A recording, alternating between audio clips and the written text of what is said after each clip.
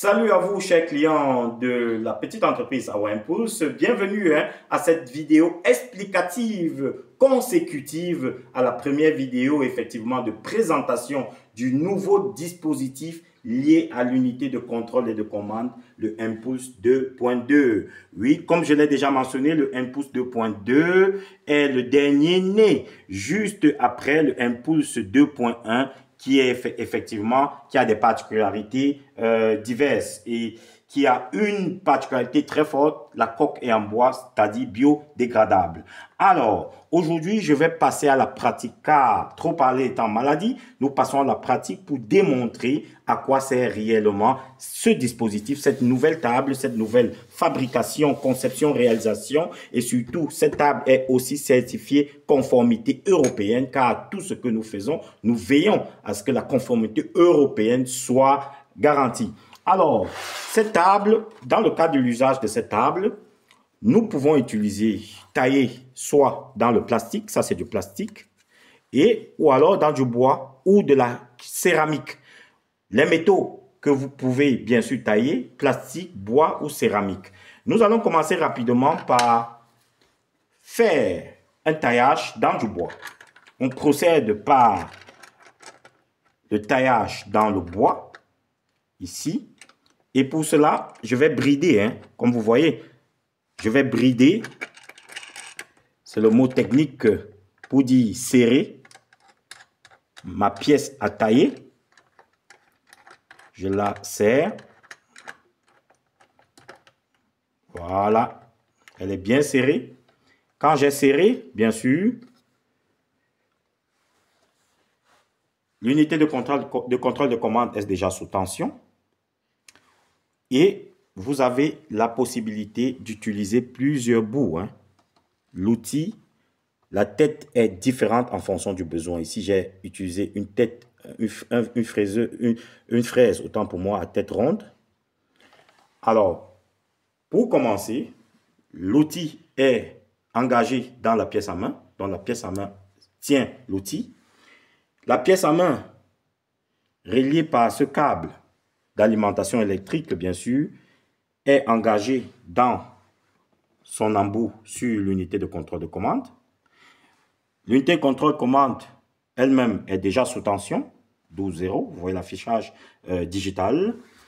Dès lors, vous avez le choix de dire, j'utilise pour un peu plus d'éclairage si vous êtes dans un endroit sombre, j'utilise cette lampe LED pour éclairage, pour plus de luminosité.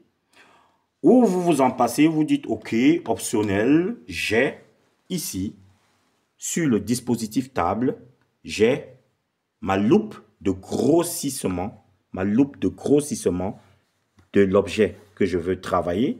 Et cette loupe porte tout autour une lampe très lumineuse, une lampe LED très lumineuse.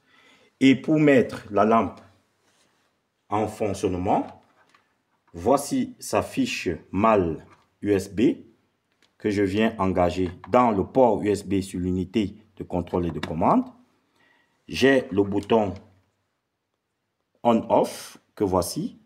Lorsque je l'active, vous voyez directement l'éclairage de l'objet à tailler qui est déjà bridé sur la table de travail et l'opérateur, l'utilisateur peut dès lors commencer à choisir ici déjà le sens de rotation de l'outil. Ici, vous avez au choix le sens horaire ou le sens anti-horaire.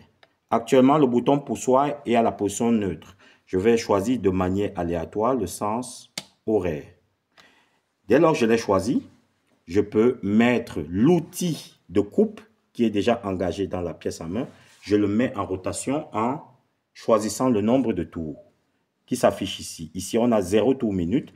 Et à chaque tour qui s'affiche, vous multipliez par 10 pour avoir le nombre de tours réels. Pour le bois, je vais aller à 60, par exemple. 60. Nous sommes à 54, 56, 59, 60. Donc, nous avons 60 fois 10. On a, tout ceci est bien spécifié dans le manuel d'utilisation. 60 fois 10, nous sommes à 600 tours minute. Donc, l'outil que vous voyez, qui est déjà en rotation et qui a le bruit spécifique des outils de coupe est à 600 tours minute. Alors, dès lors, puisque j'ai tout bridé, tout est solidement bridé, je vais tester la coupe. Je vais tester la coupe.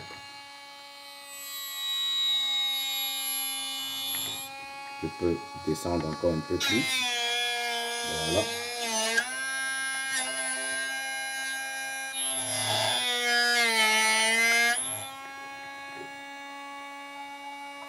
On ajuste hein, le bridage.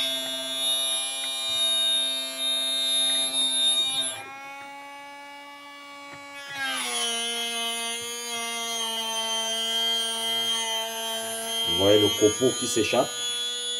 Nous sommes à 600 tours minute.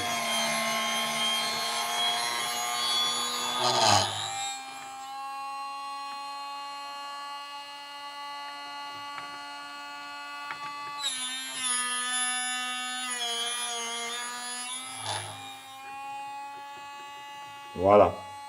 Donc, comme vous pouvez voir ici, aléa du direct oblige. Le serrage n'a pas été fait de manière très conséquente. Il faut vraiment serrer. Je le fais au doigt. Mais bien sûr, c'est fait avec des clés spécifiques. Alors, je suis dans un direct. Il y a forcément quelques aléas. Mais vous voyez comment la pièce elle-même est attaquée.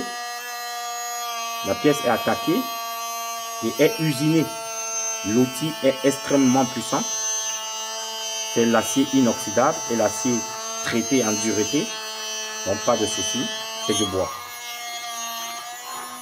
Et vous voyez la rainure qui se fait progressivement.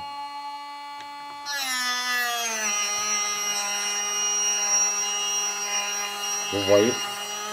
Et ça, ce n'est que du bois. Le bois est facile à usiner.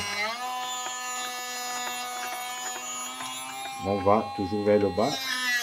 Ainsi de suite.